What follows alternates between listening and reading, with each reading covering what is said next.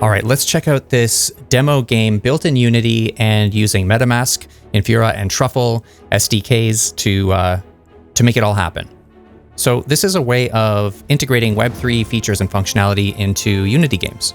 So the first step, once you've embedded the SDK, you scan the QR code with your phone, and it's going to launch MetaMask. And when you're in MetaMask, you're going to press connect and then click sign to authenticate. Basically, this is like a login. So once a player clicks connect, they will be connected to the game and their information can be accessed. So here you can see my character, level 11. And then you can also see some other things like my wallet address, my ETH balance. So that just shows that the user is connected.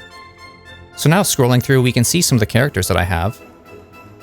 This is, some kind of a magic skeleton. The Necromancer. It's an NFT actually, which I purchased and it's in my wallet, and so it's available in game. I also bought this epic sword, which is also an NFT. So now I'm able to actually take some of the gear that I bought and equip it to my characters. So the NFT sword is equipped to the player, and I can buy new NFTs like this epic axe, which once purchased gets put in my wallet, and then I can use it in game. So when the purchase happens, the user is going to have to confirm the transaction. This means they're confirming the payment, and the payment transaction gets submitted to the network. While that's processing, check out in the top right side of the screen, we have 0.143 ETH in the user's wallet.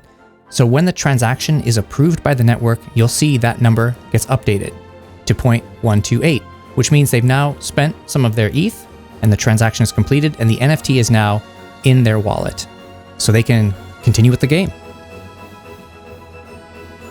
So now that I have the axe, I can choose another player, maybe the Wolfman. Give him a better axe because, he's going to need it. So you can see we've equipped some NFTs into our characters, and now we can demonstrate the functionality of the game.